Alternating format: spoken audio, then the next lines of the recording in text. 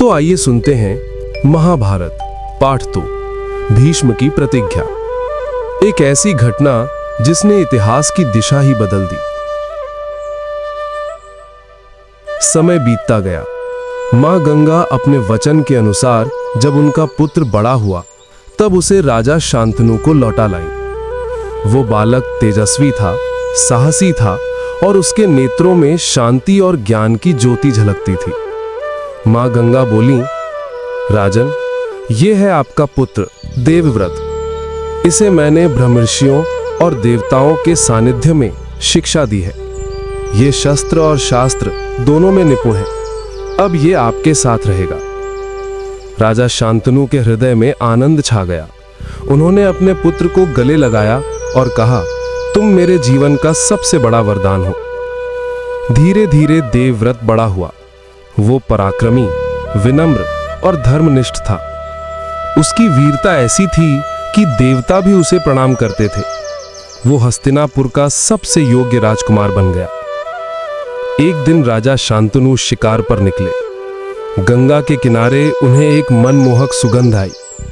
वो सुगंध एक सुंदर स्त्री से आ रही थी। उसका नाम था सत्यवती। राजा शांतनु के हृदय में फिर से प्रेम जागा। उन्होंने सत्यवती के पिता से विवाह का प्रस्ताव रखा, लेकिन सत्यवती के पिता बोले, राजन, मेरी बेटी तभी आपकी पत्नी बन सकती है जब उसका पुत्र आपके बाद हस्तिनापुर का राजा बने। यह सुनकर राजा शांतनु मौन रह गए। वे अपने बड़े पुत्र देवव्रत से अत्यंत प्रेम करते थे और राज्य का उत्तराधिकारी वही था। राजा शांतनु मन में दुखी रहने लगे। उनका चेहरा उदास रहने लगा। देवव्रत ने यह देखा और पिता से कारण पूछा, पर शांतनु ने कुछ नहीं बताया।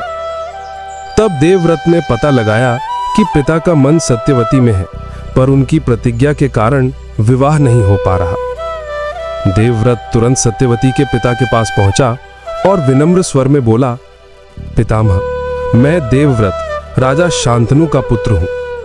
मैं प्रतिज्ञा करता हूं कि मैं कभी हस्तिनापुर का राजा नहीं बनूंगा। राज्य पर अधिकार सत्यवती के पुत्र को ही मिलेगा। पर सत्यवती के पिता अब भी चिंतित थे। उन्होंने कहा, लेकिन राजकुमार, अगर आपके संतानें होंगी तो वे तो राजगद्दी का हक मांगेंगी।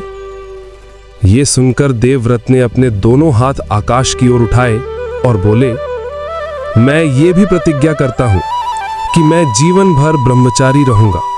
मैं कभी विवाह नहीं करूंगा और सदा हस्तिनापुर की सेवा करता रहूंगा। उसी क्षण आकाश से फूल बरसने लगे। देवता बोले, ये है भीष्म की प्रतिज्ञा। उसी दिन से देवव्रत कहलाए भीष्म पितामह। उनके इस त्याग से राजा शांतनु की आंखों में आंसू आ गए। उन्होंने भीष्म को आशीर्वाद दिया, पुत्र, जब तक तुम स्वयं मृत्यु को स्वीकार न करोगे तब तक मृत्यु तुम्हारे पास नहीं आ सकेगी। यही था वरदान, इच्छा मृत्यु का वरदान, जो किसी भी मनुष्य को कभी नहीं मिला था। भीष्म ने अपने पिता का सुख चुना, अपने राज्य का सम्मान बचाया और स्वयं को त्याग दिया सदा के लिए। ये थी भीष्म प्रतिज्ञा, जिसने इतिहास की दिशा और भाग्य दोनों को बदल दिया।